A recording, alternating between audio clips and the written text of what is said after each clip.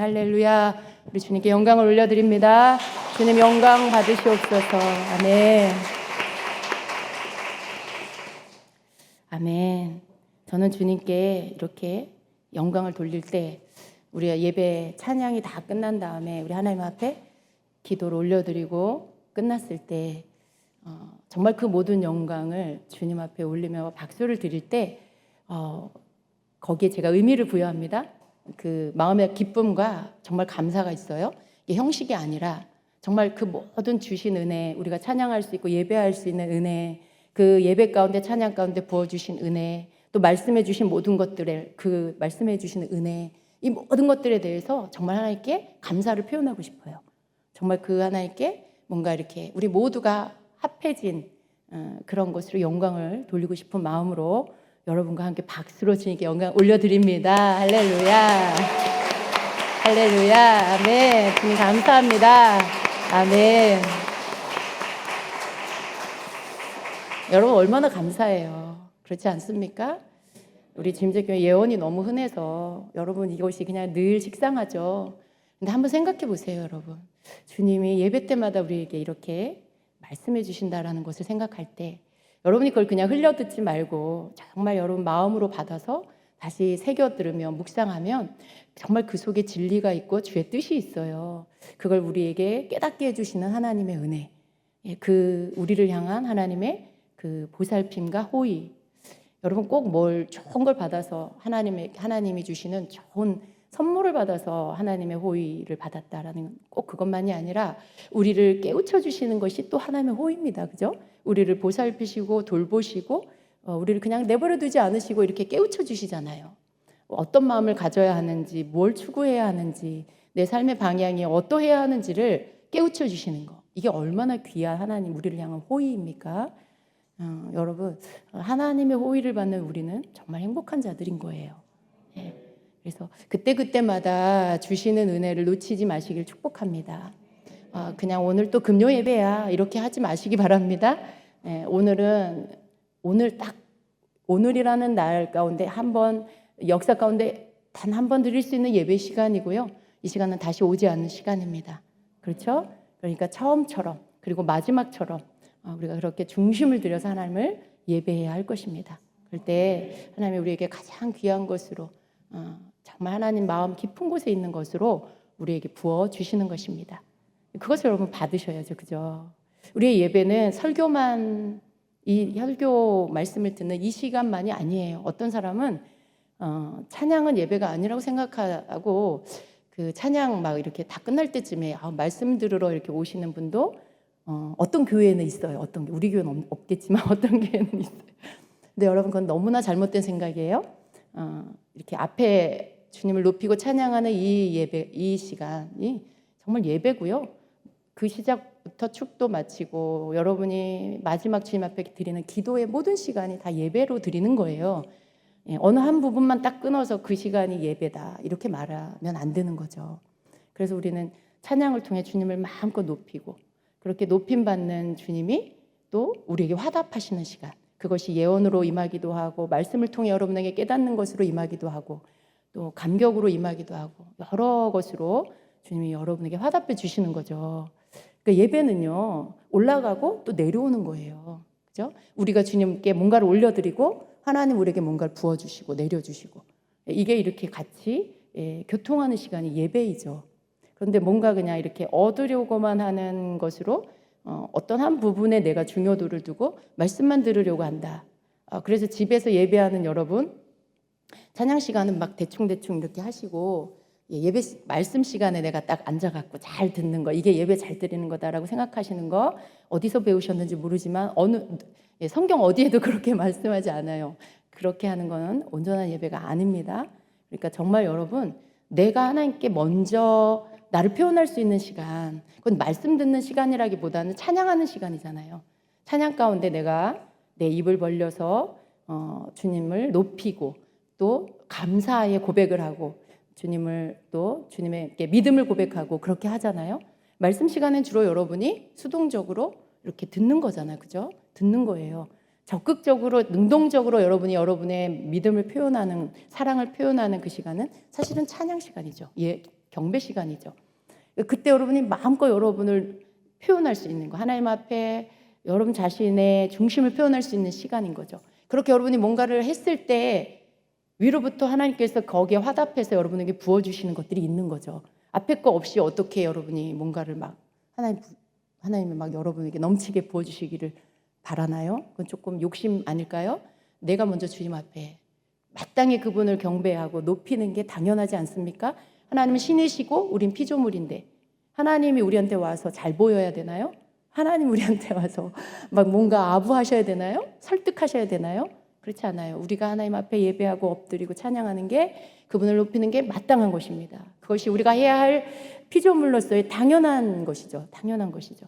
그걸 우리가 할 때 하나님 그런 우리를 보시고 기뻐하시고 감격하시고 감동하시고 또 흐뭇해하시고 즐거워하시면서 우리에게 무엇을 줄고 하시는 거죠. 그리고 아낌없이 부어주시는 거예요. 이게 예배입니다.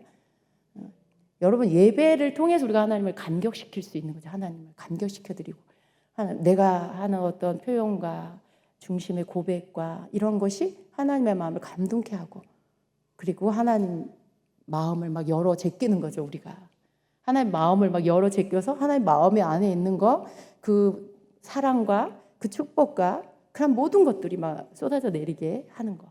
우리 하나님은 좀 마음이 약하신 것 같아요. 조금만 우리가 주님 앞에 중심으로 드리면 하나님 너무 좋으셔가지고 막 아낌없이 주머니를 털어서 다 주시는 하나님. 근데 그 하나님의 마음과 하나님의 모든 것들을 열게 만드는 게 우리라는 거죠. 이 땅에서 풀면 하늘에서도 풀리고 이 땅에서 매면 하늘에서도 매이고 이것과도 조금 원리적으로 비슷하죠. 이 땅에서 우리가 열어 제끼면 하나님 하늘에서도 열려서 우리에게 부어주시는 거죠. 우리가 열어서 하나님께 올려드리고 하나님은 열어서 우리에게 부어주시고 그래서 여러분 예배 가운데 충분히 올려드리세요. 그리고 충만히 받는 여러분 되시길 축복합니다. 왜냐하면 축복의 시간이에요. 예배는 축복의 시간이에요. 죽은 것 같은 자도 살아나는 시간이고요. 뭔가 내가 잃어버린 것 같은 그런 상태일 때 예배를 통해 다시 되찾게 되는 시간이고요. 모든 생기가 이렇게 충만하게 채워지는 그런 시간. 그래서 여러분 그것을 여러분 꼭 예배 가운데 받으셔야 하는 것입니다. 아멘. 자, 그래서 오늘도 좋은 예배를 드리게 하신 하나님께 감사를 드립니다. 자, 여러분 그러니까 여러분 예배를 놓치지 마시기를 바라고요. 지금 인원 제한 때문에 이렇게 조금 마음이 상하는 분들도 계실 거예요. 근데 이렇게 돌아가면서 좀 이렇게 자리를 양보하고 그렇게 좀 하시면 좋을 것 같아요. 내가 막 일찍 물론 일찍 오는 사람이 선착순이긴 한데요. 좀 일찍 오세요. 예배 정말 드리고 싶은 분들은요 일찍 오셔야 돼요. 너무 늦게 오셨는데 예배 자리가 없어서 그게 섭섭하다. 그건 조금 동정을 해줄래도 조금 안 되는 것 같아요. 그러니까 일찍 오시는데 또 사정상 뭐 이렇게 조금 거리가 멀고 그래서 늦게 오실 수밖에 없다면 조금 자리를 이렇게 양보해 주셔서 돌아가면서 예배 현장 가운데서 드릴 수 있도록 배려를 해주시기 서로 좀 배려를 해주시기 바라고요. 여러분 절대 이렇게 자리 맡아 놓으시면 안 됩니다. 그냥 오시는 대로 앉을 수 있게 그렇게 해주시기 바랍니다. 저는 다 듣고 있습니다, 여러분. 다 알고 있습니다. 그러니까 예배 사모하는 마음 좋은데 여러분 최선을 다해서 여러분이 정당하게 그렇게 예배 자리를 앉으시기를 바랍니다. 아멘. 자, 오늘은 여러분 하나님의 음성 듣기 제 12강입니다. 오늘 방언 통역의 은사입니다. 여러분 방언 통역의 은사가 좀 나에게서 좀 나타날 때가 있다라고 하시는 분 계시나요? 네. 손을 좀 이렇게 들어보세요. 방언 통역의 은사가 때때로 나타난다. 네. 방언 통역의 은사가 때때로 나타난다. 조금 더 높이. 조금 계시네요. 뭐가 있는 것 같은데 잘 모르겠다. 긴지 아닌지 모르겠다. 때때로 좀 그런 것 같은 것이 있다. 네, 그래요. 어쩌면 방언 통역의 은사가 이미 주어졌는데 방언 통역의 은사인지 확인을 안 받아서 그게 방언 통역의 은사인지 뭔지 모르셔서 그래서 이제 손을 못 드신 분도 계실 거예요. 근데 방언 통역의 은사에 대해서 오늘 같이 볼 건데요. 여러분 방언 통역, 이 통역이라는 단어가 헬라어로 헤르메네이아라는 단어인데 이 뜻은 그냥 설명하다, 뭐 해석하다 이런 뜻이에요. 근데 우리가 일반적으로 통역이다라고 하면 어떤 언어를 다른 내 모국어로 이렇게 통역을 하는 거잖아요. 그것을 알아들을 수 있는 말로 통역을 하는 건데 지금 여기 방언 통역이라는 은사 안에서의 이 통역이라는 말은 그런 일반적인 우리가 알고 있는 통역이라는 뜻과는 조금 다릅니다. 그래서 어떤 언어를 다른 언어로 통역하는 것을 의미하는 것과는 좀 다른 거예요. 해석을 하는 것, 설명을 하는 것은 맞는데 그 의미와는 좀 다릅니다. 이러한 어떤 일반적으로 알고 있는 이런 통역, 이런 설명이 아니고요. 방언과 방언 통역은 두 개 다 초자연적인 은사예요. 그래서 이 방언이라는 언어, 우리가 알아들을 수 없는 언어죠. 방언을 들을 때 그 방언 소리를 듣고 내 안에 성령께서 주시는 영감이 와서 그걸 통해서 그 방언의 소리가 무슨 뜻인지가 알아지는 거. 그래서 이것을 해석해서 말하는 거, 통역해서 말하는 거. 이게 방언 통역의 은사입니다. 그래서 방언 통역의 은사에 대해서 사실은 많은 분들이 이 부분에 대해서 막 이렇게 시비를 거는 분들이 좀 많이 있더라고요. 근데 그들이 하는 말이 뭐냐면 왜 방언 소리는 똑같은데 해석은 다르냐. 그리고 왜 또 방언 가지고 하는 말들, 왜 방언은 똑같은 말을 반복해서 계속 하면서 그게 무슨 기도냐. 근데 제가 그런 소리를 들으면 이분은 방언을 체험해보지 못했구나. 혹은 방언 통역이 뭔지 체험해보지 않으셨구나. 근데 왜 그렇게 자신 있게 그런 말을 하시는지 모르겠어요. 그건 나 방언할 줄 몰라요 하고 이렇게 드러내는 거예요. 나는 통역할 줄 몰라요. 한 번도 경험해 본 적이 없어요. 라고 스스로가 자신을 드러내는 꼴입니다. 왜냐하면 방언을 받아서 방언을 해본 사람은 방언의 소리가 어떤 소리 몇 가지의 소리가 계속 반복된다는 걸 이미 알아요. 그죠, 여러분? 여러분 방언이 할 때마다 다 다른 소리. 1시간 동안 기도하면 1시간 동안 방언이 다 다른 소리가 나나요? 그렇지 않아요. 어떤 반복되는 소리들이 계속 이어져요. 몇 가지의 소리가 계속 반복이 됩니다. 방언이 그래요. 그래서 방언을 이미 받아서 하시는 분들은 방언이 어떤 거라는 걸 알죠.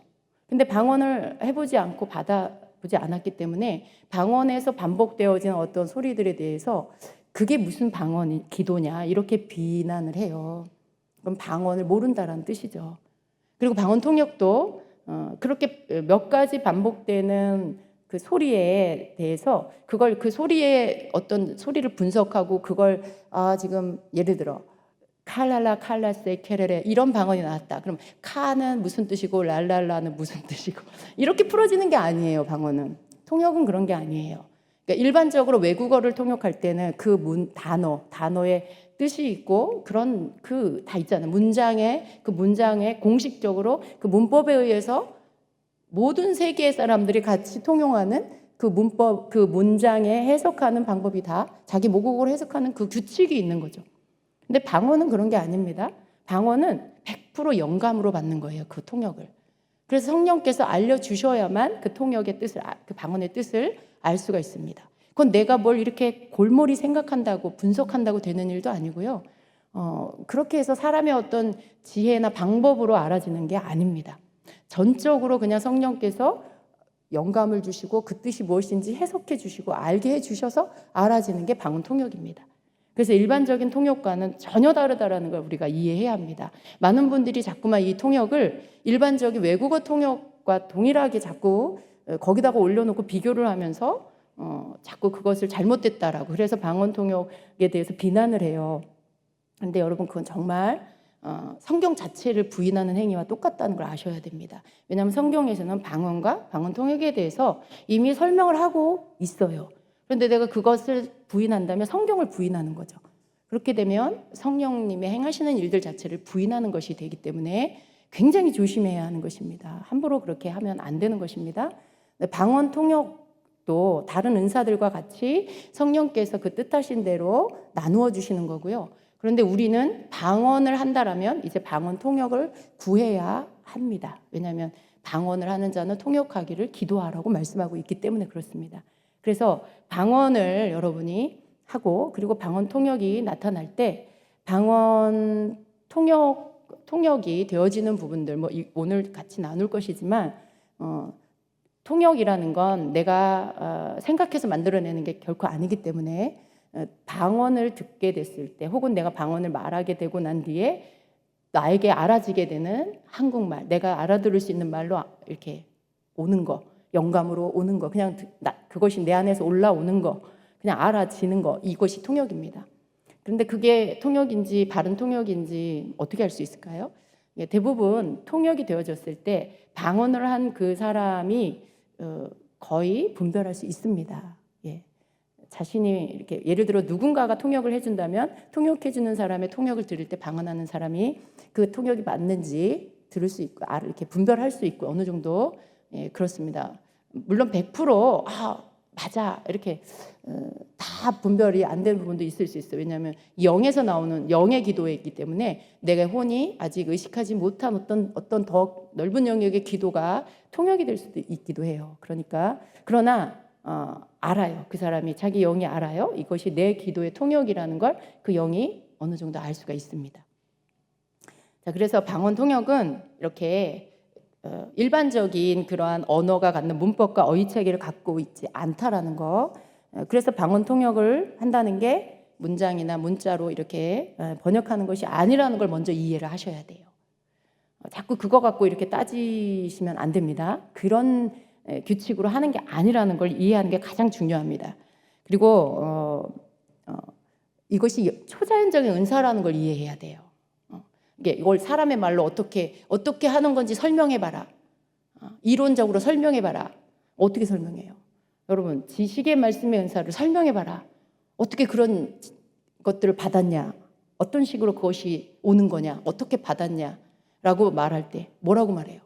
그냥 알아줬어요. 그냥 알게 됐어요. 여러분, 지식의 말씀의 그 계시가 정보가 나에게 올 때 그게 무슨 어떤 절차와 그런 뭐가 있는 게 아니잖아요. 그냥 쑥 알아지는 거잖아요. 정말 그냥 쑥 들어와서 알게 돼서 아는 거예요. 내 머리로 뭘 짜내는 게 아니에요. 대부분의 은사는 다 그렇습니다. 왜냐하면 내 혼을 거치지 않고 내 지식의 생각의 체계를 거치지 않고 영으로 바로 들어오는 것이기 때문에 그래요. 그래서 그걸 내가 그냥 받는 거예요. 그리고 나타내는 거죠. 성령이 하시는 일이기 때문에 우리가 그걸 이론적으로 뭐 이렇게 어떤 식으로 어떤 방법으로 어떻게 이렇게 자세하게 뭔가 하나하나 다 설명할 수는 없는 것이다라는 것입니다. 자, 그리고 방언 통역의 은사는요, 유일하게 그냥 방언 통역 은사 자체로 쓰일 수가 없는 은사예요. 다른 은사는 다 자체적으로 다 어떤 능력이 나타납니다. 다 쓰일 수가 있어요. 그런데 방언 통역 은사만은 방언 통역 은사 자체만으로는 사용될 수가 없습니다. 꼭 방언과 함께 짝이 되어져서 나타나는 그런 은사입니다. 그래서 어떻게 보면 이 은사는 방언 통역의 은사라는 거 하나 이거 나 방언 통역의 은사를 받았어 라고 할 수가 없어요. 그러니까 그거 하나만 방언을 받고 나야 그다음 방언 통역 은사를 받을 수가 있어요. 내가 방언을 못하는데 방언 통역의 은사가 먼저 왔다. 이건 거짓말이에요. 네. 방언 통역의 은사가 열려야 그다음 방언이 은사가 열려야 그다음 방언 통역의 은사가 열릴 수가 있는 거예요. 그래서 여러분 이렇게 방언 통역의 은사는 그 은사 자체로만은 쓰여지지 않고 방언의 은사와 짝이 돼서 그렇게 나타나는 것이고, 그리고 성경에 보니 방언 통역의 은사, 모든 은사가 마찬가지지만 특별히 방언과 방언 통역의 은사는 같이 짝이 되어서 사용될 때 언제 쓰여지냐면 바로 교회의 덕을 세우기 위한 목적으로 쓰여져야 한다라고 말씀하고 있어요. 방언 통역의 은사가 예를 들어 여러분이 개인적으로 내가 방언 기도를 하는데 내가 무슨 기도를 하는지 알고 싶어서 방언 통역의 은사를 구한다. 뭐 그것도 무슨 죄는 아니에요. 잘못된 건 아니에요. 그런데 여러분이 성경적으로 방언 통역의 은사를 구한다면 방언 통역의 은사를 통해서 내가 교회의 덕을 세우게 해주십시오라고 기도해야 하는 게 맞는 거예요. 왜냐하면 방언 통역의 은사는 개인적으로 쓸 때는 물론 내 기도가 무슨 기도인지를 아는데 사용되지만 대부분의 성경에 보니 방언 통역의 은사가 사용되는 것은 어떤 그러한 방언과 함께 짝을 이루어서 예언과 같이 이렇게 쓰여지는 교회의 덕을 세우는 일에 쓰여지는 데 주 목적이 있다는 것을 우리가 알 수가 있습니다. 그래서 고린도서 14장 5절에 보니까 공적인 모임, 공적인 예배의 모임에서 이 방언 통역을 사용할 때 어떻게 사용해야 하는지를 말씀하고 있어요. 자, 5절 하반절에 보니까 만일 방언을 말하는 자가 통역하여 교회의 덕을 세우지 아니하면 예언하는 자만 못하니라. 아멘. 이렇게 말씀해요. 방언을 말하는 자가 통역을 해서 교회의 덕을 세우지 않으면 예언하는 자만 못하다. 근데 이것은 이제 어떤 공적인 예배 안에서의 사용 방법을 말씀하는 거예요. 그러니까 이게 개인적으로 기도할 때랑은 조금 다른 것입니다. 그래서 이렇게 공예배에서 방언과 방언 통역을 하는 시간을 갖는다라면, 예를 들어 어떤 사람이 방언으로 뭔가를 말을 했는데 거기에 통역하는 사람이 없다. 그러면 방언을 하지 말아야 된다라는 그런 말씀이죠. 그러나 개인 기도 생활에서의 방언 기도는 항상 그 뜻을 개인 기도 생활에 쓸 수 있어요, 방언 통역을. 그런데 여러분이 방언 통역 은사가 임하면 이렇게 생각하죠. 내가 하는 방언 기도를 항상 무슨 뜻인지 내가 다 알 수 있으니까 굉장히 마음이 후련하고 좋을 것 같아. 내가 무슨 기도하는지 다 아니까. 근데 여러분이 하는 방언 기도의 때마다 항상 여러분이 통역의 은사가 있다고 해서 그 방언 기도가 항상 다 통역이 되어 들리냐? 그렇지는 않아요. 그렇게 하시지 않습니다, 성령님이. 왜냐하면 여러분이 방언 기도할 때마다 항상 그 뜻을 다 이해할 필요는 없는 거예요. 통역의 은사를 구해서 여러분 받는 거 좋아요. 그런데 통역의 은사가 주어졌다고 해서 모든 방언을 항상 통역하게 그렇게 성령께서 하시지 않고요. 우리가 이렇게 방언은요, 여러분, 우리가 방언이 임하면 어떻게 돼요? 내가 방언을 하고자 할 때 방언으로 말할 수 있어요. 그죠? 방언으로 기도할 수 있어요. 내가 방언 기도를 멈추고 싶을 때 방언 기도를 멈출 수 있어요. 그러니까 온 오프를 내가 할 수 있다라는 거예요. 방언의 은사가 내게 임하면, 방언이 일단 터지면, 그죠? 그런데 통역은 그렇지 않습니다. 통역은 내가 하고 싶다고 항상 방언처럼 통역을 하고 통역을 멈추고 내가 하고 싶으면 하고 안 하고 싶으면 안 하고 그렇게 하는 언어가 이 은사가 아닙니다. 성령께서 영감을 주시고 그 뜻을 이렇게 작동되게 하셔야 그것이 나타날 수가 있어요. 그러니까 어느 때는 이제 그 부분에 대해서 방언이 선포되고 통역이 필요하면 성령이 그 시간에 함께 역사해 주실 때 통역이 나타날 수 있죠. 그런데 개인 기도할 때마다 여러분이 방언으로 매 기도할 때마다 계속 그것이 무슨 뜻인지 계속 알아야 된다. 성령님이 그렇게 하시지 않는다는 거죠. 그렇게 하실 때도 있지만 그렇게 하지 않을 때가 더 많아요. 개인 기도할 때 여러분 다 통역 그렇게 하지 않아요. 하게 하실 때가 있어요. 알게 하실 때가 있어요. 통역이 되어져서. 그러나 그렇지 않을 때도 많다는 걸 여러분 아셔야 돼요. 그래서 너무 여러분이 방언 통역의 은사를 구하는 목적이 내 개인 기도할 때, 방언 기도할 때 무슨 뜻인지 알고 싶어서 그것 때문에 너무 그 목적으로 구하지 마시고요. 방언 통역의 은사가 여러분이 좀 유용하게 정말 제대로 쓰는 방법을 알아서 그것을 서로를 세워주고 교회에 덕을 끼치고 서로 성도들이 서로를 세워주기 위해서 이것이 잘 쓰여지고 그렇다면 여러분이 이 은사를 구하시고 받으셔서 쓰시면 되는 것입니다. 물론 여러분 개인 기도 통역이 필요할 때 성령님께 구하시고 할 수 있는 걸로 사용하실 때 좋은 거예요. 무슨 말씀인지 이해하시죠? 모든 방언 기도에 통역이 항상 되어져야 하는 거 아니라는 거. 그러나 내가 하나님께 구하고 통역을 할 수 있게 해달라고 구하고 할 때 또 통역 되어진다라는 거죠. 그러니까 내가 필요할 때 또 혹은 성령께서 나에게 그 뜻을 알게 하셔야 될 때는 통역의 은사가 풀어져서 나타나게 하신다. 근데 그 사람에게 통역의 은사가 열려 있어야 되겠죠. 그래서 그때 필요할 때 사용될 수 있게 해야 한다라는 것입니다.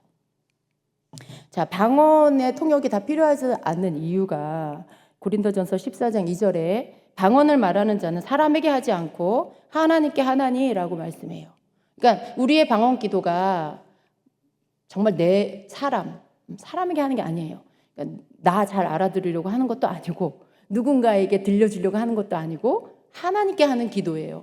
영의 기도이기 때문에 그걸 너무 그냥 다 무슨 뜻인지 꼭 알려고 할 필요는 없다라는 거죠. 그러니까 비밀을 하나님께 말하는 거기 때문에 우리가 방언으로 영으로 기도하는 것이 더 중요한 것이다라는 것입니다. 예. 그래서 여러분 하나님께서 우리가 나는 무슨 말인지 못 알아들어. 내가 방언 기도를 하면서도 내가 무슨 말을 하고 있는지 모르는 게 방언 기도지만 중요한 건 뭐예요? 그 기도를 들으시는 하나님은 다 이해하세요. 내 영의 기도이기 때문에 영의 기도인 영의 언어를 하나님은 다 알아들으시고 다 이해하세요. 그게 중요한 거잖아요. 그죠? 그러니까 너무 걱정하지 마시고 방언을 많이 하시기 바랍니다. 통역이 안 된다고 해서 내가 기도를 잘하고 있는 건가? 이거 제대로 된 건가? 내가 이거 무슨 이상한 기도하고 있는 거 아닌가? 그런 걱정하지 마시고 여러분이 알아듣지 못하는 어떤 언어로 자꾸 기도를 할 때 그걸 자꾸 방언으로 기도를 하게 된다라고 하면 그 기도 알아듣지 못하는 게 당연하다는 걸 아시고 하나님 앞에 기도를 많이 하시기를 바랍니다. 예, 그래서 여러분 물론 통역 구해야 돼요. 그러나 이러한 어떤 이해가 여러분에게 먼저 있어야 돼요. 그러니까 방언 통역을 구하는데 막 내 유익만을 위해서 막 구하다가 통역이 안 열린다고 포기하거나 그러지 마시고 하나님의 뜻에 맞게 구하셔서 그것을 여러분이 얻는 여러분 되시기를 축복합니다. 예. 자, 그리고 방언 통역은요 항상 방언과 짝을 이룬다라는 것입니다. 예. 방언과 항상 짝을 이루는 걸 우리가 어떻게 할 수 있냐면 성경에 보면 방언과 방언 통역이 따로 이렇게 설명되어 있는 곳이 거의 없어요. 항상 방언을 설명하고 있으면 뒤이어서 방언 통역이 같이 설명되어지고요. 그렇게 해서 같이 항상 따라다녀요. 실과 바늘처럼. 그렇게 항상 따라다녀요, 여러분. 바늘이 실 없이 별로 쓸모가 없죠. 예. 또 실도 바늘이 없이 할 수가 없어요. 이 두 가지가 같이 있어야 꿰매고 이렇게 사용할 수가 있어요. 그런 것처럼 방언과 방언 통역은 그런 관계입니다.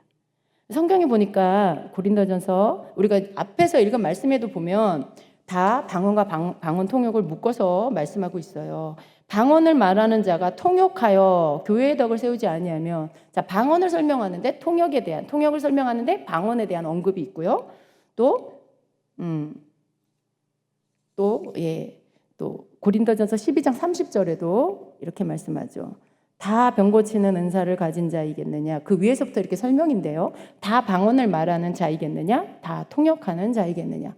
이렇게 말씀하죠. 방언의 말씀, 그 다음 또 통역의 말씀, 그리고 또 고린도전서 14장 26절에도 그런즉 형제들아 어찌할까? 너희가 모일 때에 각각 찬송시도 있으며 가르치는 말씀도 있으며 계시도 있으며 방언도 있으며 통역함도 있나니 모든 것을 덕을 세우기 위하여 하라.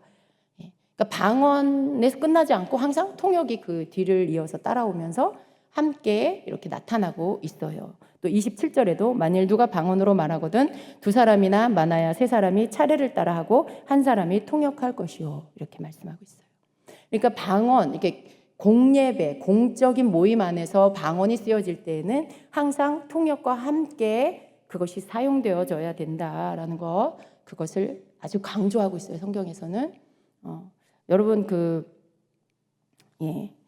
초대교회 당시에는 예배 가운데 이렇게 아까 읽은 말씀대로 찬송시가 있고 가르치는 말씀이 있고 계시도 있고 방언도 있고 그리고 방언 통역도 있고, 그러니까 여러 종류의 그런 은사적인 것들이 성령의 나타나심이 예배 가운데 있었다라는 것이죠. 근데 거기 중에 뭐가 있어요?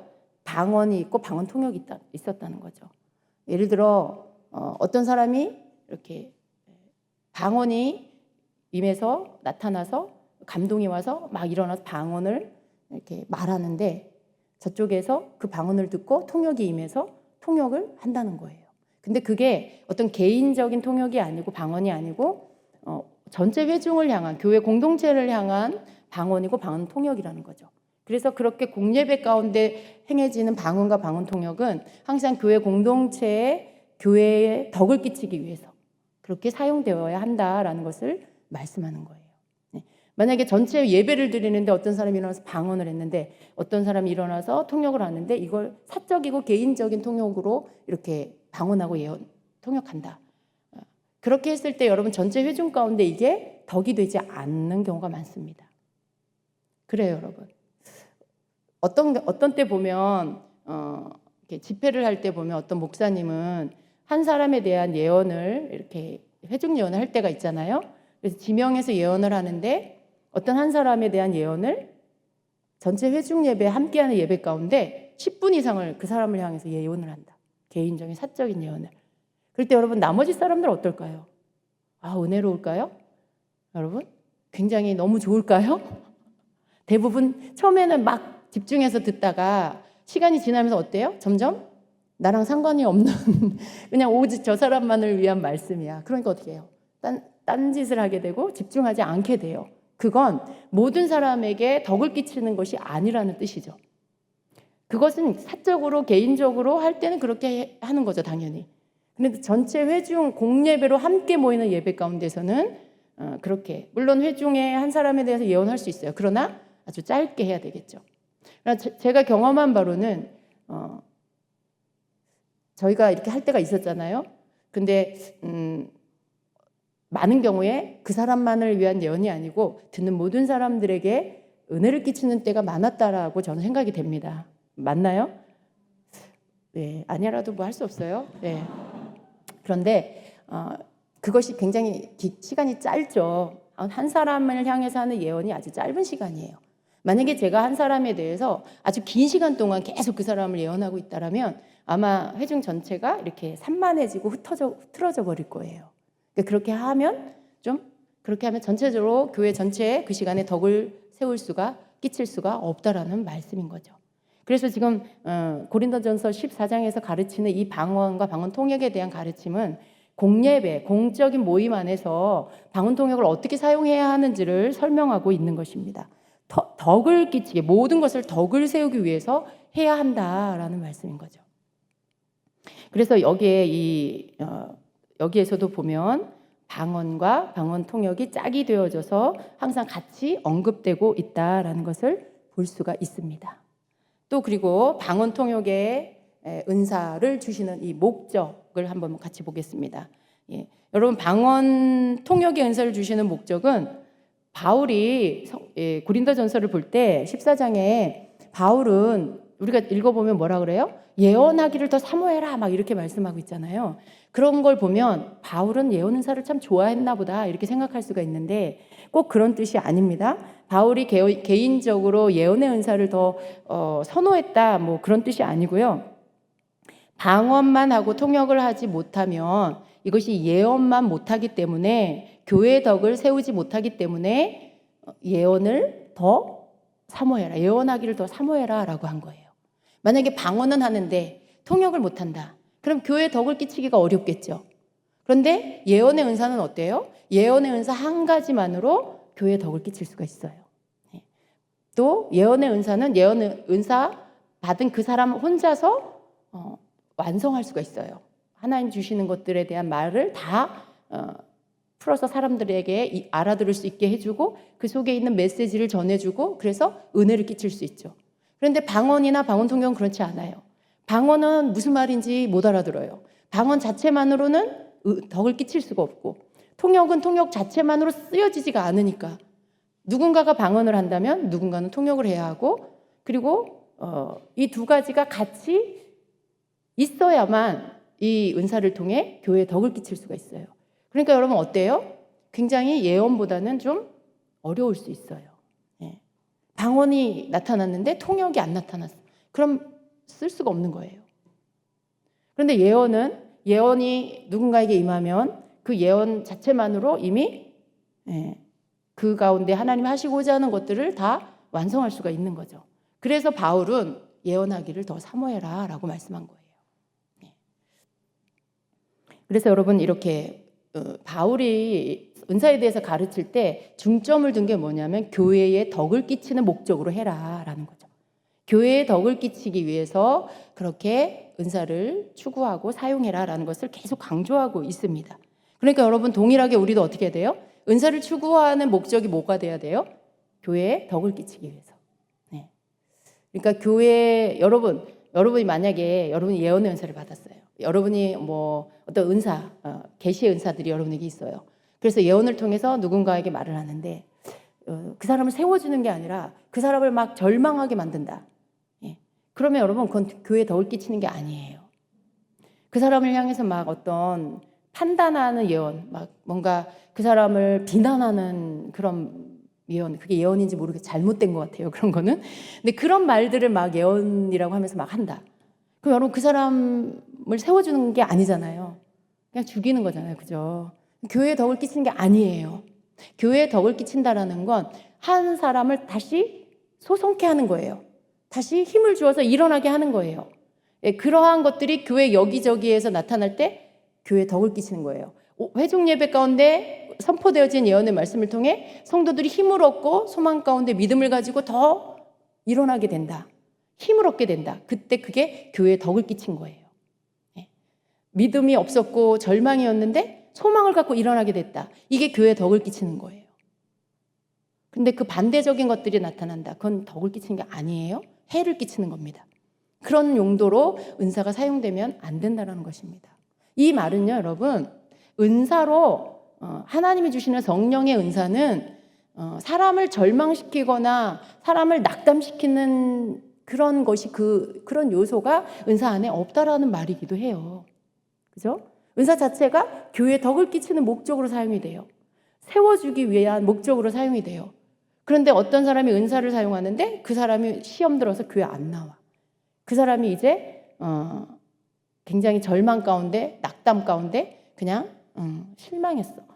그랬다라면 여러분 그것은 바른 은사로 사용되지 않았다는 뜻이기도 한 거죠. 그러니까 여러분 은사가 사용될 때는 항상 덕을 끼치고 성도를 세워주는 그러한 목적으로 사용이 되고 그 열매들이 나타나야 하는 것입니다. 자, 고린도전서 12장 7절에 보니까 각 사람에게 성령의 나타나심을 주신 것은 그것으로 말미암아 모두가 유익을 얻게 하려 하심이라 라고 말씀해요. 그러니까 성령의 나타나심, 이것은 곧 은사가 나타나는 것을 말씀하시는데 그것을 주시는 이유가 뭐냐면 모두가 유익을 얻게 하려 함이라. 유익하게 하기 위해서 그런 거예요. 여러분 유익하다. 유익하다는 말 언제 쓰는 거예요? 오늘 우리 모임이 있었는데 거기에서 우리가 서로 이렇게 기도해주고 주님의 음성을 듣고 서로 나눔을 가졌는데 굉장히 유익했어. 네. 근데 거기에서 그런 모임을 가졌고 서로 기도해주고 주님이 주시는 어떤 메시지들을 받아서 나눴는데 괜히 갔어. 가지 말 걸 잘못했어. 내가 거기 괜히 가가지고 나 진짜 마음이 너무 힘들어. 여러분 그건 유익한 게 아니잖아요. 그죠? 네. 그건 유익이 아니에요. 유익이라는 건 뭔가 좋은 거죠. 그죠? 좋은 거. 내게 도움이 되는 거. 힘이 되는 거. 플러스가 되는 거. 그걸 유익하다라고 말하죠. 근데 성령의 나타나심을 주신 것은 그것으로 말미암아 모두가 유익을 얻게 하려 함이라.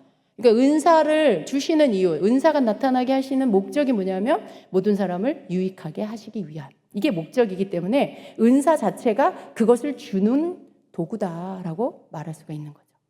그렇죠, 여러분? 예. 자, 그래서 여러분, 은사가 쓰여지는 목적, 주시는 목적을 우리가 잘 알고 있어야 잘못된 방향으로 가지 않습니다. 혹 여러분이 실수할 수 있지만 빨리 돌이켜서 그 실수가 실수인 걸 알고 그리고 바른 자리로 돌아와서 바르게 사용할 수 있게 되는 거예요. 만약에 여러분이 목적을 알지 못하면 계속 잘못된 것으로 계속 쓰면서도 자신이 뭘 잘못하고 있는지 모를 수가 있어요. 예. 자기가 듣는 음성이 다 하나님이 주신 100%다. 그런데 막 뭔가 사람을 세우고 유익을 주는 게 아니라 해를 끼치고 낙담시키고 시험에 들게 한다. 그럼 뭔가 잘못된 거예요. 그러면 그 자신의 어떤 방법이나 뭔가가 지금 잘못되어져 있다는 걸 빨리 깨달아야 되겠죠. 열매를 보고 자기를 알아야 되겠죠. 예, 나타나지는 열매를 보고 뭔가 잘못되었다는 걸 빨리 알고 그리고 빨리 어디가 잘못됐고 무엇이 고쳐져야 될 부분인지를 깨달아야 되겠죠. 그리고 고쳐야 되겠죠. 근데 목적을 알지 못하면요. 내가 하고 있는 은사가 나타나지는 은사들이 다 맞고 저 사람이 잘못됐어. 이렇게 돼버려요. 저 사람이 잘못됐어. 그러면 여러분 이 사람은 계속 잘못된 방향으로 가게 됩니다. 은사를 쓰는데 자기 생각대로 그냥 막 써버리는 그런 잘못, 아주 큰 잘못을 범하게 되는 것입니다. 그러니까 우리가 분명히 알아야 될 건 뭐냐면 은사는 유익을 주기 위해서 주시는 거다. 교회 덕을 세우기 위해서 주시는 거고 그런 목적으로 사용되도록 그런 어떤 요소들을 가지고 있다. 은사 안에는. 다른 말로 은사 안에는 하나님의 성품이 들어있어요. 성령 은사 안에는 하나님의 속성이 들어있어요. 하나님은 누군가를 망하게 하시지 않아요. 절망시키지 않아요. 하나님 누군가의 마음을 호벼 파서 막 아프게 시험 들게 이렇게 하시지 않아요. 물론 여러분 우리가 어떤 책망의 예언이 나갈 수가 있어요. 그러나 하나님께로부터 주어진 어떤 예언이나 말씀은요. 책망을 통해서 절망을 주는 게 아니라 그 책망 가운데도 하나님의 사랑이 흐르고 있어서 깨닫게 하시고 회개케 하시고 돌이키게 해요. 그게 하나님으로부터 온 책망이에요. 사랑이 그 안에 깔려 있는 거죠. 그러니까 내가 뭔가 예언을 받았는데 내가 비난받는 느낌이 들었다. 내가 지적질 당하는 것 같았다. 나를 판단하는 마음이 들었다. 그런 느낌이 들었다. 비난하는 느낌이 받았다. 그러면 여러분 그 예언 안에 그런 것들이 있을 수 있겠죠. 근데 책망을 들었는데 만약에 정말 너무 어떤 사람이 너무 교만해서 한마디도 책망을 들을 준비가 안 돼 있어. 다 잘했다는 말만 들을 준비만 돼 있어. 그러면 어떨까요? 어떤 말을 해도 그 사람은 싫겠죠. 칭찬 아닌 어떤 깨우치는 말, 책망의 말을 해도 그 사람 다 거부하겠죠. 그건 굉장히 교만한 마음이겠죠. 근데 그런 정도의 교만함이 아닌데도 내가 이렇게 듣는데 너무 이렇게 내가 비난받는 것 같은 마음이 든다라고 한다면 그 예언에 문제가 있을 수 있어요.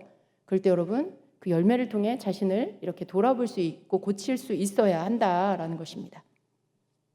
자, 그래서 은사를 추구할 때 성경은 뭐라고 말씀해요? 사랑을 따라 추구해라 라고 말씀을 하죠. 사랑을 따라 추구해라. 신령한 것을 고린도전서 14장 1절 사랑을 따라 구하라. 신령한 것을 사모하되 특별히 예언을 하려고 하라 이렇게 말씀하고 있어요. 사랑을 따라 구하는데 뭘 구하냐? 뭘 사모하냐? 신령한 것을 사모하고 구해라. 그리고 그 가운데에서 특별히 예언의 은사를 하려고 해라. 이렇게 말씀하고 있는 거예요. 그러니까 이 모든 은사를 구하고 사모하고 추구하는 것 밑바탕에 뭐가 있어야 돼요? 사랑이 있어야 돼요. 사랑이. 사랑을 먼저 구하고 그리고 그 위에 신령한 은사들을 사모해서 그것을 구해라라고 말씀하고 있는 겁니다. 그러니까 사랑이 없으면 어떻게 될까요? 사랑이 없으면 은사를 통해서 비난이 나갈 수도 있고 사랑이 없으면 은사를 통해서 판단이 나가기도 하고 정죄가 나가기도 하고 분리가 나가기도 하고 분열이 나가기도 하고 여러 그런 안 좋은 것들이 이렇게 나아갈 수가 있어요. 근데 사랑을 따라 여러분이 은사를 사용하게 되면 어떻게 될까요? 사랑 안에서 나가요. 깨우치는 책망이 나가도 사랑 안에서 나갑니다. 근데 사랑을 따라 하지 않으면 아주 거칠은 것들이 나갈 수 있죠. 자, 방언통역 은사를 주시는 이유가 교회의 덕을 세우고 어떤 사람을 세우기 위한 그러한 동기로 하라고 했죠. 여러분 이거 자체가 동기가 뭐예요? 사랑이에요. 누군가를 내가 세워주기를 원한다. 이거 사랑이거든요. 내가 누군가를 세워주기를 원한다. 라는 마음 없이 내가 저 사람 좀 이렇게 까발려야 되겠어. 저 사람 속에 있는 죄를 좀 내가 다 좀 밝혀내야 되겠어. 내가 좀 저 사람 잘못하고 있는 것 좀 다 가르쳐줘야 되겠어. 여러분 이거 사랑인가요? 사랑 아니에요.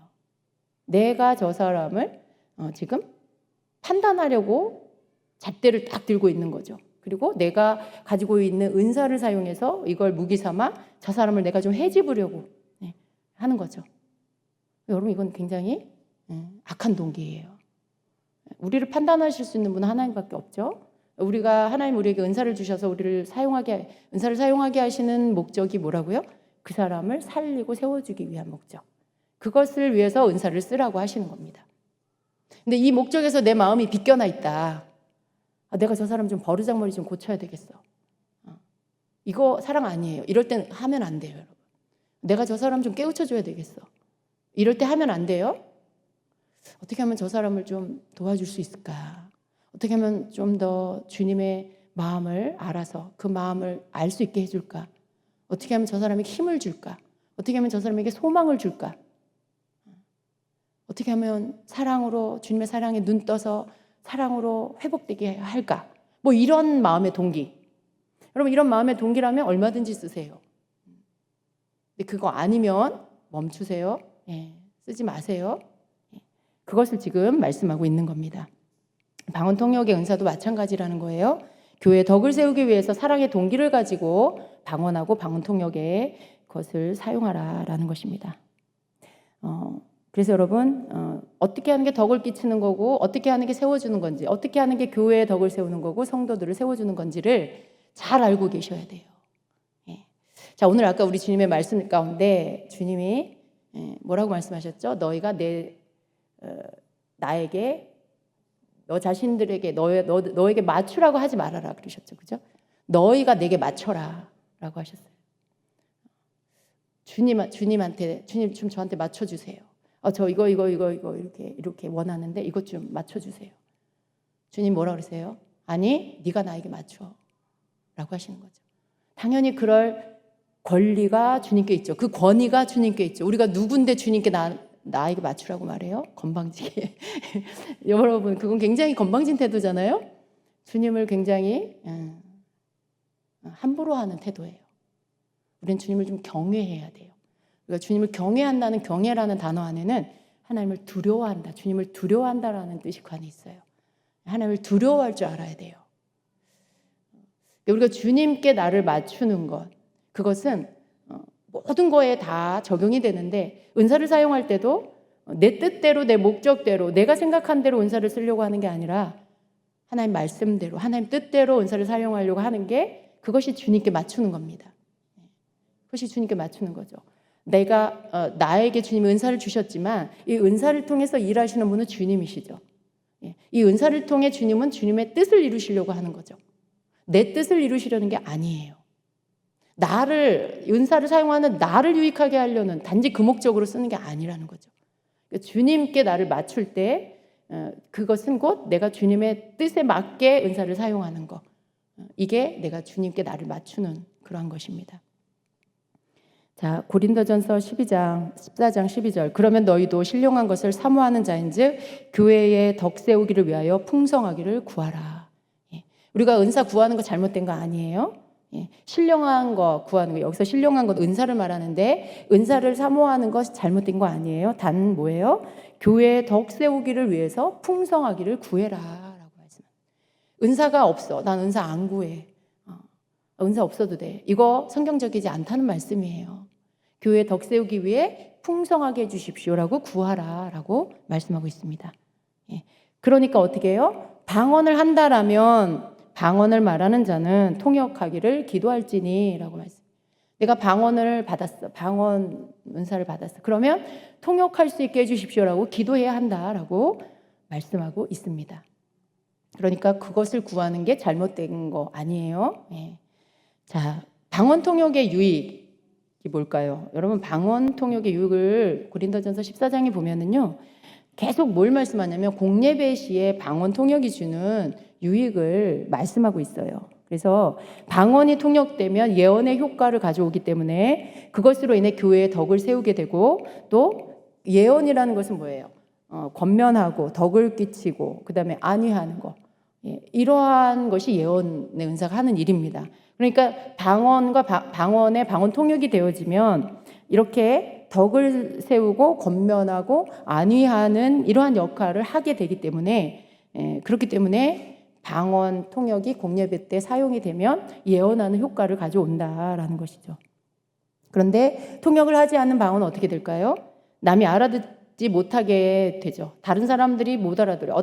어떤 사람이 나와서 방언을 하는데 그 방언이 무슨 말인지 아무도 못 알아들어. 그럼 여러분, 덕을 끼치는 거 아니죠, 그죠? 아무런 권면 못 받아요. 안위 받는 거 무슨 안위를 받아요? 오히려 어때요? 혼란만 가져와요. 저 사람이 지금 뭐 하는 거지? 무슨 말을 하는 거야? 그러면서 어떻게 해요? 막 경배하고 찬양하면서 주님께 막 집중되었던 사람들의 마음이, 생각이 갑자기 산만해지고 막 잡념이 들어오고 다 흐트러져 버리죠. 은혜 받을 준비가 다 흐트러져 버리죠. 이렇게 혼란을 가져오게 된다라는 거예요. 아무런 유익을 주지 않게 된다는 거죠. 그래서 공예배 때 방언은 교회 덕을 세우기 위해서 방언 통역과 함께 쓰여져야 된다라고 말씀하는 것입니다. 우리 한번 같이 읽어볼까요? 14장 4절, 5절, 6절입니다. 시작. 방언을 말하는 자는 자기의 덕을 세우고 예언하는 자는 교회의 덕을 세우나니 나는 너희가 다 방언 말하기를 원하나 특별히 예언하기를 원하노라. 방언을 말하는 자가 만일 교회의 덕을 세우기 위하여 통역하지 아니하면 예언하는 자만 못하니라. 그런즉 형제들아 내가 너희에게 나아가서 방언을 말하고 계시나 지식이나 예언이나 가르치는 것이나 말하지 아니하면 너희에게 무엇이 유익하리요. 아멘. 이렇게 말씀하고 있는 거예요. 통역이 따르는 방언이 공예배 때 사용돼야 된다라고 말씀하는 것입니다. 또 남을 가르칠 때에도 뭐라고 말씀합니까? 남을 가르칠 때에도 알아듣는 말 5마디가 통역 없이 방언으로 1만 마디 하는 것보다 더 낫다라고 말씀하고 있어요. 19절입니다. 그러나 교회에서 내가 남을 가르치기 위하여 깨달은 마음으로 5마디 말을 하는 것이 1만 마디 방언으로 말하는 것보다 나으니라.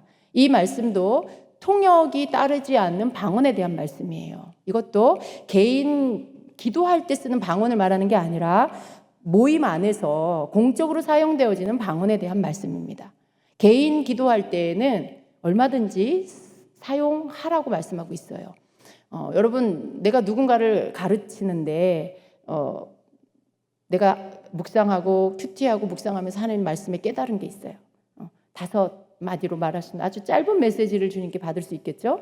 근데 그거 내가 깨달았는데 그거보다 여러분 그것보다 내가 방언을 유창하게 잘해.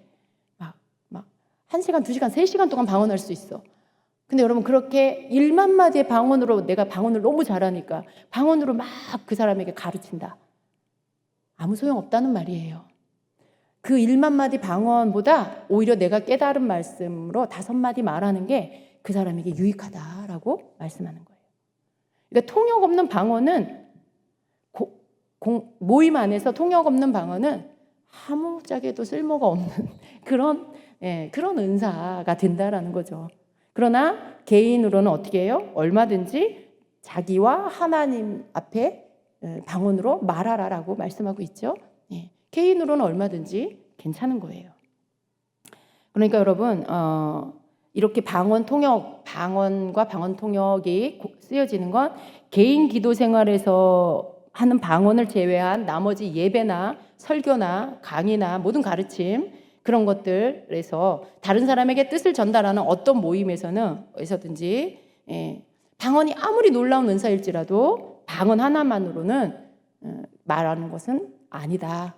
방언으로만 말하는 것, 방언으로만 가르치는 것은 절대 아니다라는 뜻입니다. 왜냐하면 아무 유익을 주지 못하기 때문에 그렇습니다. 그리고 또 방언과 통역을 이렇게 사용하는 방법에 대해서도 말씀을 하고 있는데요. 예를 들어 예배 가운데 어떤 순서에 의해서 방언하게 되고 통역을 하게 된다면 거기에 대해서 어떤 방법을 해야 하는지를 성경이 가르치고 있어요. 26절입니다. 흠정력으로 좀 이해하기 쉽게 읽어보겠습니다. 함께 읽습니다. 형제들아 그런즉 어찌하리요? 너희가 다 같이 모일 때에 너희 각 사람에게 찬송시도 있고 교리도 있으며 타언어도 있고 계시도 있으며 통역도 있나니 모든 것을 남을 세우기 위하여 할지니라.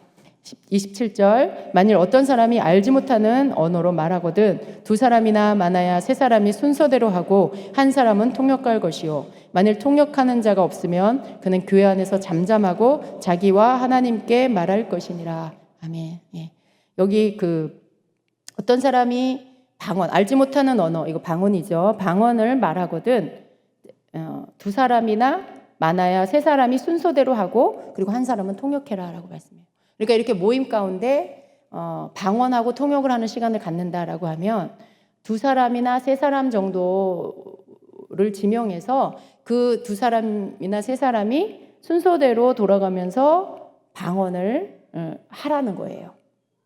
막 아무나 막 방언할 줄 안다고 막 여러 사람을 막 세워서 방언시키는 게 아니라 2사람 혹은 3사람을 세워서 순서에 의해서 처음 1번, 2번, 3번, 다시 1번, 2번, 3번 뭐 이런 식으로 순서에 의해서 방언을 하라는 거죠. 그럼 통역은 누가 할까요? 통역하는 사람은 한 명만 세우라는 거죠. 한 명만 세워서 통역을 세 사람의 방언을 그 한 사람이 통역하게 해라. 이런 방법으로 방언하고 통역하라라고 가르치고 있는 거예요. 네. 그러니까 왜 그럴까요, 여러분? 만약에 통역하는 사람을 여럿이 세우면 이런 일이 있어요. 심리적으로요. 어떤 이렇게 경쟁 이런 것들이 나타날 수가 있어요. 이렇게 사람의 마음 가운데 있는 그런 경쟁 심리. 내가 저 사람보다 잘하고 싶어. 저 사람이 이렇게 통역을 했는데 막 나는 그거보다 더 잘하고 싶어. 이 자기의 사심이 들어갈 수 있어요. 그러니까 통역은 한 사람이 하는 게 좋습니다. 그렇게 그런 방법으로 하라고 가르치고 있습니다. 그리고 교회에 방언하는 사람은 있는데 통역하는 사람이 없다. 그러면 어떻게 해요? 예배 순서 때 방언하는 것들을 아예 하지 말라는 거죠. 그죠? 예배 순서 공적으로 나와서 방언하고 통역하는 건데 방언을 하는 사람은 있는데 통역할 사람이 없을 때는 그런 방언하고 통역하는 그런 순서를 갖지 말아야 한다라는 것을 말씀하고 있는 겁니다. 개인 기도, 교회에 와서 방언하면 안 된다. 그 뜻이 아니에요. 많은 사람들이 이 부분을 오해하는데요. 내가 교회에 기도하러 왔어. 예배 시간이 아니고. 그런데 교회에서는 방언하지 말래. 잠잠하래. 그 뜻이 아니에요. 개인적으로 하나님 앞에 내가 기도하는 거 얼마든지 개인 기도 생활에는 방언하셔도 된다는 거예요. 단지 모임 속에서 회중 앞에서 하는 방언과 방언 통역이 같이 짝을 이루지 않으면 방언 자체를 하지 말아야 된다라는 것을 말씀하고 있는 것입니다. 잘 이해하시길 바랍니다. 그래서 어떤 교회는 이 말씀을 가지고 방언 교회에서 하면 안 된다 이렇게 가르치는 교회도 있어요. 근데 잘못 이해하고 있는 겁니다. 그 한 절만 보지 말고 전체 방언과 방언 통역에 대해서 가르치는 전체적인 말씀을 우리가 이해할 필요가 있어요. 어느 한 구절만 꺼내가지고 이거 봐라 교회에서 잠잠하라고 하지 않냐 이렇게 하면 안 되는 거예요. 그래서 우리가 바르게 은사를 받고 쓰고 그렇게 하나님 뜻대로 그것들을 더 풍성하게 사용할 수 있는 자가 되는 게 오히려 더 큰 축복입니다. 여러분 그렇게 사용할 수 있는 것들이 필요합니다. 자, 그래서 여러분 이렇게 방언을 하고 방언 통역을 해야 사람들이 혼란스럽지 않기 때문에 이렇게 믿음을 세워주고 사람들로 하여금 그것을 들음으로 인해 유익을 끼치는 것들 예언처럼 방언과 방언 통역도 그러한 용도로 사용될 때 그것을 써라라고 하고 있는 것입니다. 여러분 예언의 효과라는 것에 대해서 이해하시죠? 우리가 아까 찬양 끝나고 예언을 선포할 때 여러분 모두가 같이 들었죠, 그죠? 그것은 어떤 한 사람의 개인을 향한 예언이 아니에요. 어떤 한 사람에게 나에게 하시는 말씀일 수 있어요. 그러나 그 사람만을 향해서 말씀하신 게 아니고 모든 회중, 심지어 방송으로 예배하는 모든 우리 성도들까지 다 포함해서 듣는 모든 사람들을 향한 회중 예언이에요. 그러니까 어떻게 해요? 그건 누구 한 사람에 대한 게 아닌데 모든 사람이 들을 때 어땠어요, 여러분? 그것이 여러분에게 유익이 되지 않았습니까? 그것이 여러분에게 어떤 믿음을 더 갖게 하는 말씀으로 받아들여지지 않았습니까? 그렇죠. 예언은 그런 거예요. 예언이 그렇게 나타나야 되는 것처럼 방언을 통한 방언 통역도 그렇게 덕을 끼치는 열매로 나타나야 된다는 걸 말하는 거예요. 그리고 이제 방언이 여러분에게 임하게 될 때 방언 통역이 여러분에게 임하게 될 때 어떻게 그걸 알 수 있을까라는 부분입니다. 통역이 여러분에게 어떻게 임할까라는 거예요. 첫 번째는 그냥 여러분이 자신이 방언 기도를 하고 있을 때 혹은 다른 사람의 방언을 들을 때 대부분은 내가 방언을 할 때가 더 많이 해당이 되긴 하는데 때로는 다른 사람 방언이 내 귀에 이렇게 들어오면서 그것이 이렇게 통역이 될 때도 있어요. 그런데 그럴 때 그 방언 소리를 듣는데 그 소리와 함께 내 안에서 그 말이 무슨 뜻인지가 알아지는 거죠. 한국말로 그 말이 들리는 그렇게 해서 통역이 시작될 수 있어요. 방언 통역이 임할 때 여러분이 그걸 경험할 수 있게 됩니다. 근데 여러분 이렇게 생각하시면 돼요. 어느 날 내가 방언 통역이 됐어. 내가 방언을 하는데 혹은 다른 사람 방언 소리가 들려오는데 그게 무슨 뜻인지가 같이 알아졌어. 근데 그다음부터는 그렇게 알아지는 것들이 잘 안 돼. 그럼 여러분 은사가 왔다가 간 건가요? 그때만 은사가 임한 건가요? 잘 모르겠나요? 어떻게 생각하세요, 여러분? 그 은사가 온 거예요? 아니면 그때만 나타난 거예요? 잘 모르겠구나. 그죠? 3번이구나, 여러분은. 이렇게 생각하시면 돼요, 여러분. 보세요. 여러분에게 방언이 임했어요. 방언이 나왔어요. 근데 여러분, 다음에 또 방언 또 받아야 돼요? 아니죠. 그런 것처럼 은사가 한 번 열리잖아요. 그럼 여러분에게 은사가 임한 거예요. 네. 지식의 말씀이 한 번 나타났어요. 그럼 여러분 안에 지식의 말씀의 은사가 있는 거예요. 네. 그러니까 은사가 임했는데 이거 왔다가 갔다가 다시 또 구해서 받고 또 빼앗기고 또 구해서 받고 이게 아니에요. 네. 그러니까 여러분이 방언 통역이 한 번 나타났어. 그럼 내가 방언 통역의 은사가 내게 임했구나. 주님 감사합니다. 더 활성화되게 해주세요. 라고 구하면 되고요. 그렇게 여러분이 더 활성화시키면 되고요. 또 어떤 때 여러분이 정말 방언 통역으로 알고 싶을 때가 있잖아요. 내가 정말 무엇을 기도하는지 너무 알고 싶고 정말 주님이 또 방언 통역을 통해 나에게 주신 말씀도 듣고 싶고 그럴 때가 있잖아요. 그럴 때 어떻게 해요? 주님 제가 오늘 기도할 때 방언 통역할 수 있게 해주세요. 방언 통역으로 알게 해주세요. 이렇게 기도할 수 있겠죠. 그건 방언 통역의 은사를 주세요라고 구하는 게 아니라 여러분에게 이미 와 있는 방언 통역의 은사가 더 이렇게 작동되어져서 나타나게 해달라는 거예요. 네. 나타나게. 여러분 방언을 하지만 방언이 더 풍성하게 해달라고 구할 수 있어요. 그건 방언의 은사를 주세요라는 기도가 아닌 거죠. 이미 받았지만 그 방언이 더 풍성하게 해달라는 기도죠.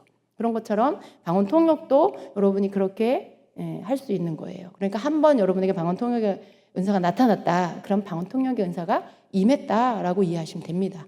그리고 그것을 자꾸 활용을 해야 되겠죠. 너무 수동적으로 그냥 성령님이 여러분에게 통역을 주실 때만 쓴다. 그리고 아무것도 먼저 여러분이 막 통역할 수 있게 해달라는 기도를 안 한다. 그건 아니에요. 어떤 은사가 됐든지 여러분이 그 은사가 더 활성화되어 나타나게 해달라고 구할 수 있어요. 이미 주어져 있어도 주님은 이 시간에 그것이 더 작동되게 해달라고, 더 일어나게 해달라고 구할 수 있어요. 그게 풍성하기 위해서 구하는 거죠. 그 기도는 여러분이 계속 그때그때마다 해야 하는 기도입니다. 자, 그리고 또 어떻게 통역이 임하는 것을 알 수 있나. 어떤 사람은요, 이게 글자로 이렇게 마치 그 컴퓨터 자판을 치듯이 왜 옛날 타자기 이렇게 타자를 치면 글씨가 이렇게 자음 모음이 딱딱 찍히잖아요. 그런 것처럼 여러분 이렇게 방언을 들으면 환상 가운데 글씨가 이렇게 딱딱 찍히는 모습으로 보이는 때도 있어요. 그렇게. 그래서 마치 이렇게 누가 뭔가를 불러주고 그걸 이렇게 타자기로 치는 것처럼 방언을 듣는데 글씨가 딱딱 떠오르는 그렇게 방언 통역이 나타나기도 합니다. 또 그리고 세 번째 방법은 그냥 알아줘요. 그게 그냥 알아지는 그런 방법으로도 나타납니다. 그리고 또 어느 경우는 예언의 은사가 나에게 있다라고 하면 그 예언의 은사가 작동이 되어져서 그런 어떤 그 사람 속에 영의 기도가 무슨 기도를 하고 있는지가 예언의 은사를 통해서도 알아집니다. 그래서 저는 이제 이 부분에 대해서 여러분 사실은 방언 통역은 방언을 들을 때 오는 영감인데요. 예언의 은사를 통해서도 이 부분이 이렇게 알아질 때가 있어요. 그래서 어떤 경우에는 이런 경우가 있어요. 방언하고 통역을 하는데 이렇게 그러니까 일방적으로 이렇게 그냥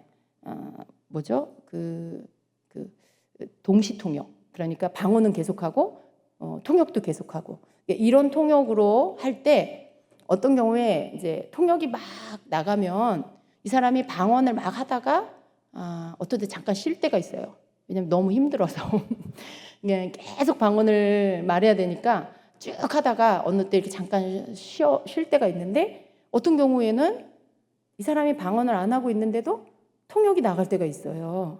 근데 그게 어떤 원리에 의해서 그러냐면 예언의 은사가 있으면 이 사람의 내면의 영의 소리, 영의 그 심령이 이렇게 알아지는 거예요. 예언의 은사를 통해서.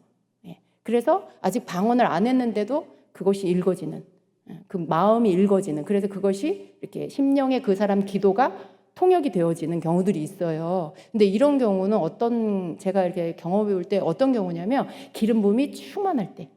그러니까 방언하고 방언 통역하면서 영의 교통이 활발하게 서로 이루어지면서 기름 부음이 충만할 때 방언이 멈춰져도 남아있는 그러한 그 방언 통역이 이렇게 나올 때가 있다라는 거죠.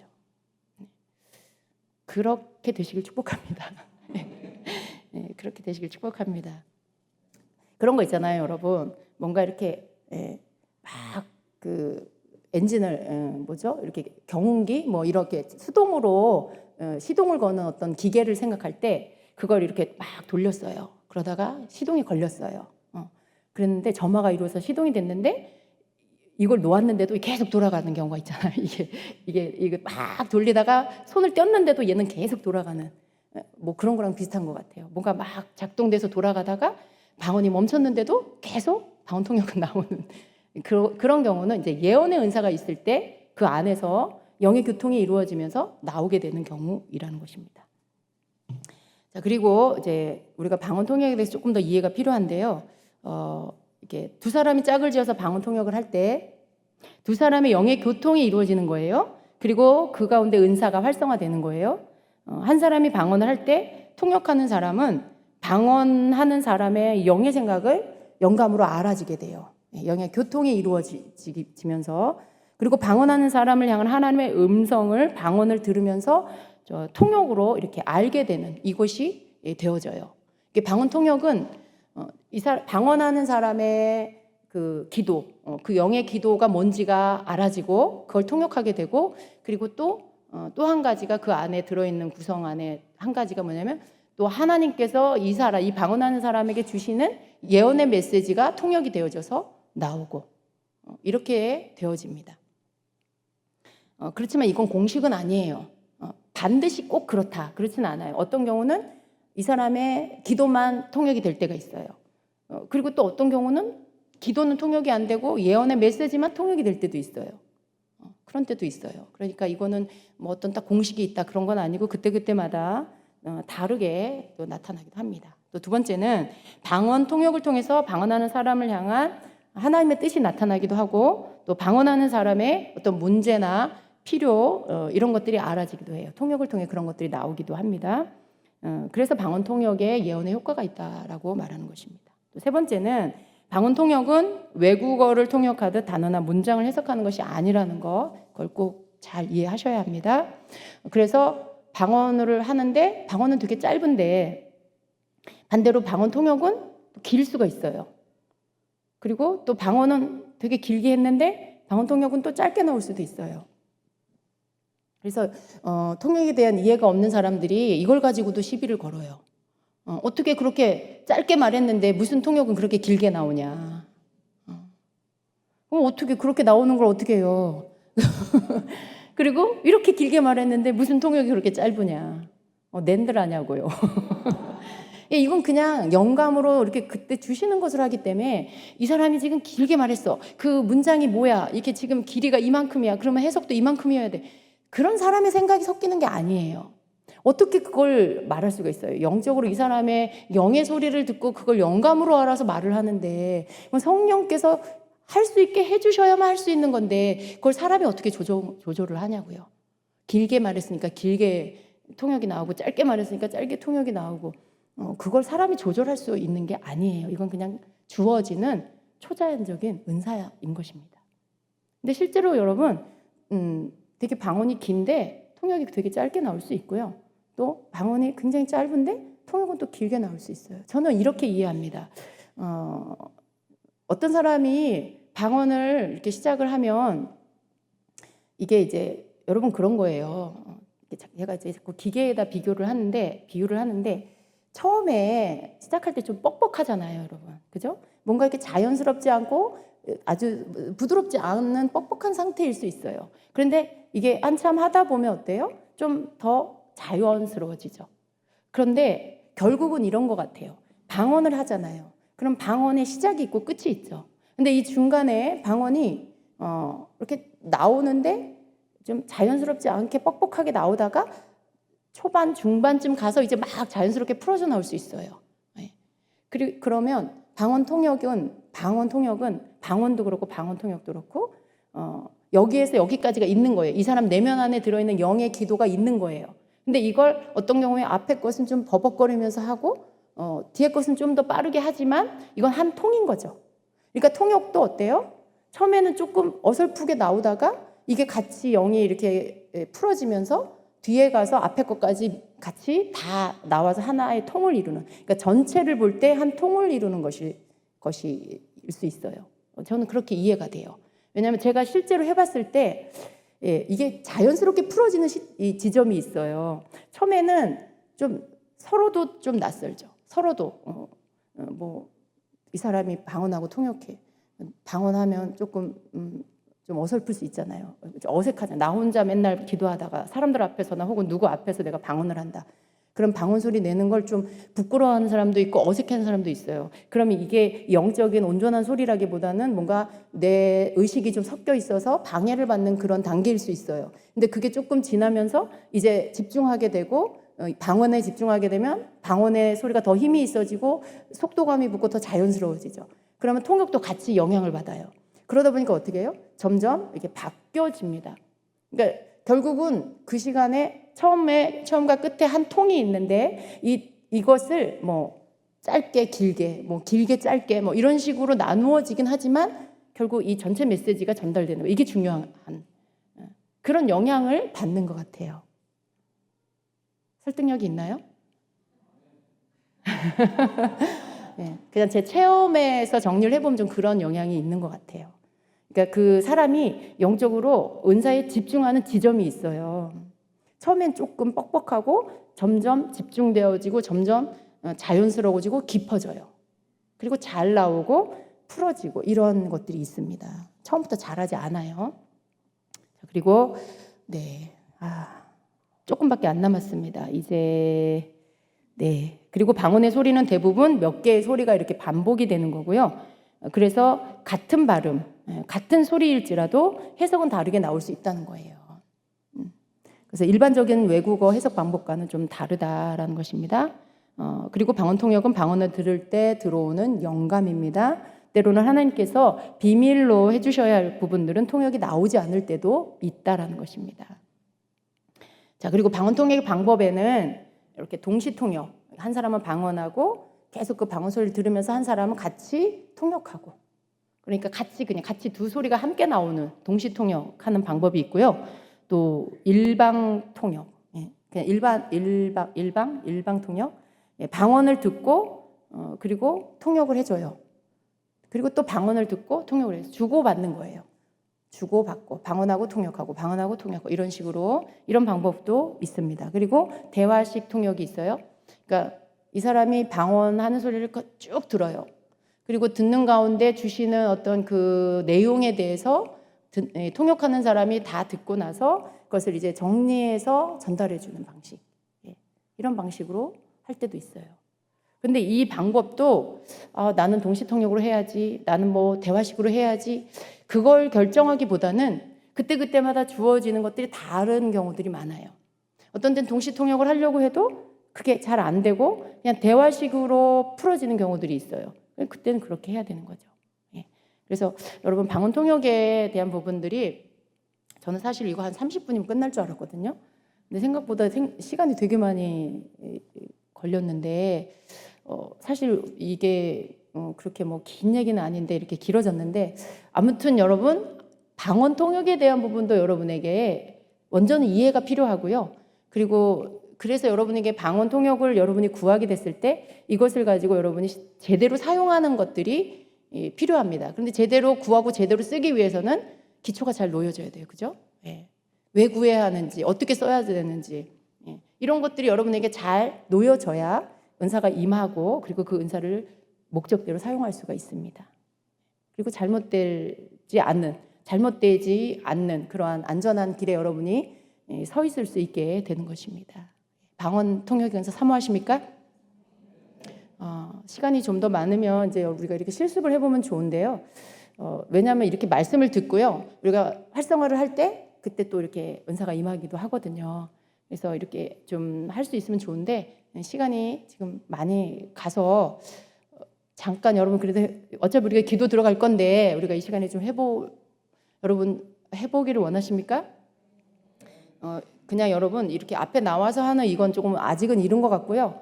지금 여러분이 앉아있는 자리에서 좀 옆 사람하고는 거리가 너무 멀고요. 앞뒤 사람하고 같이 좀 해보시면 괜찮을 것 같아요. 그러니까 앞에 사람, 뒤에 사람 뒤돌아보세요. 맨 앞줄에 앉으신 분들 뒤를 돌아보세요. 그러니까 여러분이 두 사람이 같이 기도를 하는데 누가 먼저 방언하고 누가 먼저 통역을 할 건지를 정하세요. 근데 여기에서 여러분이 주의해야 될 게 뭐냐면 뒤를 돌아보니 이 사람이 누군지 모르겠어. 너무 어색하고 낯설어. 여러분 그걸 먼저 치워버려야 돼요. 그냥 이 시간은 우리가 교회 안에서 한 지체로서 실습을 해보는 시간이다. 우리가 한번 실습을 해보는 시간이다. 이렇게 생각을 하시고 뭐 그 사람이 누가 되었든지 간에 그 사람과 상관없이 방언을 해보고 또 방언을 성령님께 기도하고 성령 이 시간에 우리가 한 사람은 방언하고 한 사람은 통역하고 또 바꿔서 할 때 통역할 수 있게 해주세요. 통역할 수 있게 기름 부어주세요. 이렇게 여러분이 기도하세요. 그리고 중요한 건 여러분이 서로 방언하고 통역할 때 서로를 축복하세요. 주님, 우리 집사님 축복해 주세요. 주님, 우리 자매님 축복해 주세요. 형제님 축복해 주세요. 이 시간을 통해 우리가 서로에게 유익이 되게 해주세요. 이렇게 기도하시고 그 다음에 누가 방언하고 통역할지를 미리 정하신 다음에 한 사람 방언하세요. 방언하는데 바로 통역 오지 않아요, 여러분. 바로 통역 안 온다고 놀라고 두려워하거나 떨지 마시고 아, 나는 통역이 아닌가 봐 이러지 마세요. 예. 처음에는 잘 안 나타나요, 통역이. 한참 이렇게 들으시면서 처음에는 여러분이 조그만 소리로 같이 방언을 하셔도 좋아요. 그건 여러분 자신 속에 있는 것들의 어떤 믿음이 이렇게 작동되도록 만드는 게 방언이기 때문에 너무 큰 소리로 상대편 방언 소리보다 내 방언 소리가 크면 누구 영감을 받겠어요? 여러분 통역이 나올 수도 있어요. 근데 질서가 지금 그게 아니기 때문에 아무 통역이 안 나올 수가 있어요. 그러니까 상대편 방언 소리를 잘 귀 기울여 들으시면서 여러분의 방언은 여러분 소리 방언을 듣기 위해 하는 게 아니라 영감을 얻기 위해서 방언을 하는 정도의 작은 소리로 방언을 하시면서 상대편 방언을 잘 들으세요. 그 대신 여러분 여기 한 공간 안에 있기 때문에 다른 팀에게 내 방언 소리가 너무 크게 들리면 안 되겠죠. 그죠? 그러니까 각자 자기 파트너한테만 잘 들릴 수 있게 그렇게 하시면서 방언 통역이 오는 시점에 방언 통역이 뭔가 왔다. 그러면 빨리 그걸 말하세요. 그걸 가지고 주저하고 있지 마세요. 이게 맞나? 틀리나? 그러다가 지나가 버리면 이제 방언 통역이 안 올 수가 있어요. 그러니까 방언 통역이 이렇게 시간이 앞에가 조금 지나갔는데 그렇다고 막 10분을 그냥 있으라는 게 아니야. 지금 시간이 너무 늦어가지고. 그러니까 여러분이 생각하는 것처럼 금방 바로 안 올 수 있다는 거예요. 한 마디, 두 마디, 세 마디. 여러분 그 방언의 여러분 생각할 때 이때쯤은 나와야 돼라는 지점까지 한번 이렇게 인내하고 기다려 보세요. 그렇게 해서 여러분 방언 통역이 어떤 말이 주어지면 그걸 이렇게 말하기 시작하시라는 거예요. 예. 예언도 그렇고 방언 통역도 그렇고요. 앞에 말이 주어졌는데 이 말을 내뱉지 않으면요 뒤에 말이 나올 수가 없어요. 예. 이렇게 밀려 있어요. 앞에가 차가 빠져야 뒷차가 같이 나갈 수가 있는데 앞차가 안 빠지면 계속 그냥 밀려서 서 있어서 그 다음 말이 내 입에서 나가지를 않아요. 그러니까 방언 통역에 어떤 첫 마디가 여러분에게 이렇게 주어졌다라면 떠오르면 그걸 얼른 지금 이 시간에 연습하는 시간이니까 틀리든지 맞든지 생각하지 말고 일단 내뱉으세요. 내뱉으시고 그 다음에 이 말이 맞나 그거 묵상하는 게 아니라 다시 방언 소리를 들으면서 그 다음 말의 통역이 주어지기를 집중하셔야 돼요. 근데 대부분 방언 통역을 하지 못하는 이유가 뭐냐면 다 거기서 넘어져요. 방언 통역이 나한테 올까? 왜 안 오지? 지금 한참 들었는데 방언 통역이 왜 안 오지? 그러다가 어떤 말이 딱 주어졌는데 거기서부터는 또 이 말이 맞나? 틀리면 어떡하지? 창피해서 어떡하지? 막 이러고 있어. 그러니까 안 되는 거예요. 근데 여러분 용기를 내셔야 돼. 틀리면 여러분 틀린다고 제가 경찰에 신고하지 않으니까 걱정하지 마시고 틀려도 아무도 여러분에게 비난하지 않으니까 일단 말이 주어지면 이렇게 떠오르면 하세요. 그리고 그 다음 말이 또 떠오르면 또 하세요. 그걸 여러분이 막 문장을 맞추려고 처음부터 애쓰지 마세요. 그냥 일단 다 나열해 놓으시고 가다 보면 정리가 돼요. 그 말에 정리가 되는 것들을 알 수가 있어요. 이렇게 해서 여러분이 창피당할 각오를 하고 시작을 하셔야 할 수 있지 하나도 실수 안 하고 창피 안 당하려고 잘 나이스하게 하려고 하면 아무도 못해요. 그러니까 창피당할 각오하고 내가 태어나서 처음 새로운 걸 배운다 이런 마음으로 한번 도전해 보시기 바랍니다.